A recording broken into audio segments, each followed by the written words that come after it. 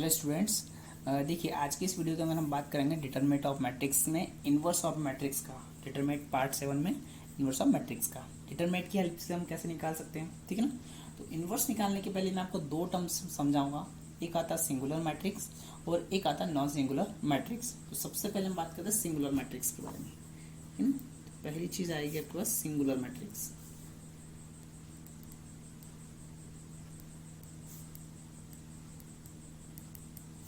ठीक है, singular matrix क्या होता है इसके बारे में हम लिख लेते हैं पहले। और square matrix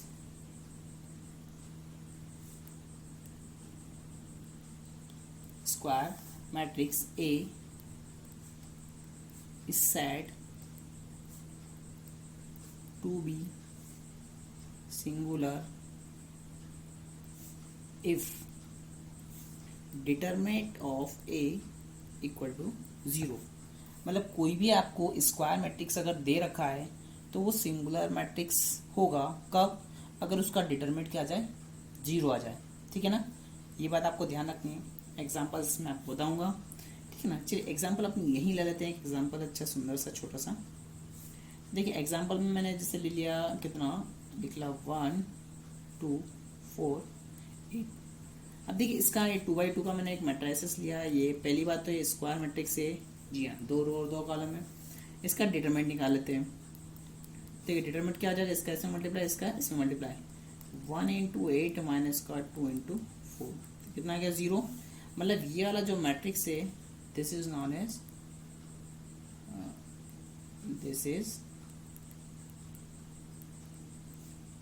as singular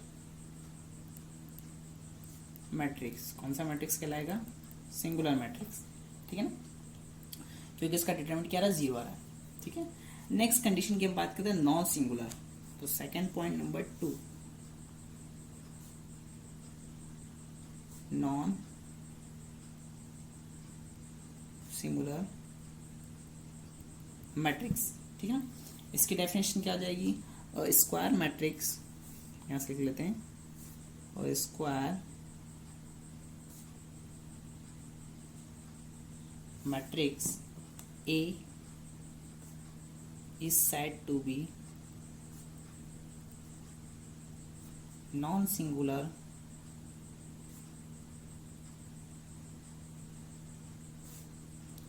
if determinant of A not equal to 0। मतलब क्या है कि A का जो डिटरमिनेंट है वो नॉट इक्वल टू 0 रहे, 0 नहीं आना चाहिए, ठीक है। चाहे पॉजिटिव आए नेगेटिव आए चलेगा, लेकिन 0 नहीं आना चाहिए, ठीक है ना। तो वो क्या कहलाएगा, आपका नॉन सिंगुलर मैट्रिक्स। एग्जाम्पल के तौर पे मैं आपको लेता हूँ 2x2 का मैट्रिक्स। मैंने लिख लिया 1 2 3 4, ठीक है। ये लिखा 2 क्रॉस 2। अब देखिए मल्टीप्लाई करिए आपस में, तो इसका डिटरमिनेंट निकाल लेते हैं। डिटरमिनेंट ऑफ ए कितना आ जाएगा, 1 इंटू 4 माइनस 2 इंटू 3। तो यहाँ पर बिटा रहा माइनस का 2, अभी 0 नहीं है, ठीक है ना। तो ये जो टर्म्स हमारे पास कहलाएगी वो कहलाएगी नॉन सिंगुलर मैट्रिक्स। मैंने आपको दो चीज़ समझाई, इन दोनों का यूज होगा किसके अंदर, इन्वर्स निकालने के अंदर, ठीक है ना। तो पहली चीज सिंगुलर मैट्रिक्स वो है जिसका डिटरमिनेंट 0 आ रहा है, डिटरमिनेंट निकालना आपने अच्छे से सीख लिया होगा। दूसरा नॉन सिंगुलर मैट्रिक्स वो होता है जिसका डिटरमिनेंट 0 नहीं होता है, ठीक है ना। तो आइए इससे रिलेटेड क्वेश्चन हम देखते हैं आगे। देखिए यहाँ पर पहले मैं आपको बताता हूँ इन्वर्स कैसे निकालते हैं, ठीक है ना। तो सिंगुलर नॉन सिंगुलर में उतना ही था अपने पास, ठीक है ना। आगे जो भी और इम्पोर्टेंट आएगा वो आपको बताऊंगा, ठीक है। अभी यहाँ पर हम बात करते हैं इन्वर्स के बारे में। तो इन्वर्स की पहले डेफिनेशन लिख लेते हैं। और square matrix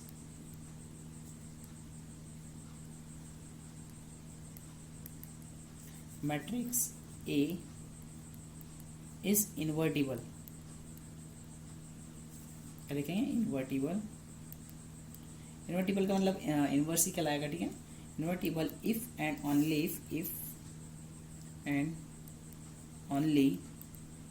if A is non singular matrix, ठीक है ना। तो इस इन्वर्स मैट्रिक्स क्या होगा, जब आपका क्या हो, जो ए मैट्रिक्स हो वो नॉन सिंगुलर मैट्रिक्स हो। अच्छा, किसी भी टर्म का अगर आपको इन्वर्स निकालना तो हम क्या चीज़ अप्लाई करेंगे, ठीक है ना। देखिए इन्वर्स निकालने के लिए हम जो फॉर्मूला यूज़ करेंगे वो लगाएंगे ए इन्वर्स इक्वल टू, आपको क्या करना है, जो भी क्वेश्चन दे रखा है सबसे पहले उसका एडजॉइंट निकालना है, एडजॉइंट ए, क्लियर, और नीचे आपको क्या करना है, डिटरमिनेंट ऑफ ए से डिवाइड देना। फिर वही बात यहाँ पर क्या आएगी कि determinant of A not equal to zero, क्योंकि ये नॉन सिंगुलर मैट्रिक्स के लिए अप्लाई होता है। पहली चीज़ स्क्वायर मैट्रिक्स होना चाहिए, दूसरी चीज़ नॉन सिंगुलर होना चाहिए, ठीक है ना, क्योंकि अगर आपका डिटरमिनेंट जीरो आ जाता है ये टर्म, तो ये क्या हो जाएगा, नॉट डिफाइन हो जाएगा और हम इन्वर्स कैलकुलेट नहीं कर पाएंगे, ठीक है ना। तो देखिए इन्वर्स के रिलेटेड मैं क्वेश्चंस लेता हूँ और इसको सॉल्व करके आपको बताता हूँ, ठीक है। देखिए एग्जांपल मैंने लिया, मान लीजिए 1, तो यहाँ पर मैंने कोई ए मैट्रिक्स ले रखा है, कितना, इसके पहले मैंने आपको एक क्वेश्चन लिया था प्रीवियस वीडियो के अंदर, मैं वही क्वेश्चन यहाँ फिर से ले लेता हूँ 1, या फिर हम क्वेश्चंस को चेंज कर लेते हैं, मैं कुछ क्वेश्चंस नया लेता हूँ। देखिए यहाँ पर अगर मैं कुछ क्वेश्चंस ले लेता हूँ तो हम बात कर लेते हैं, हाँ ठीक है 1, जहाँ तक कुछ अच्छा क्वेश्चन नहीं दिख रहा है, ठीक है, ले लेते हैं रैंडमली कोई सा भी। एलिमेंट दे रखा है आपको 2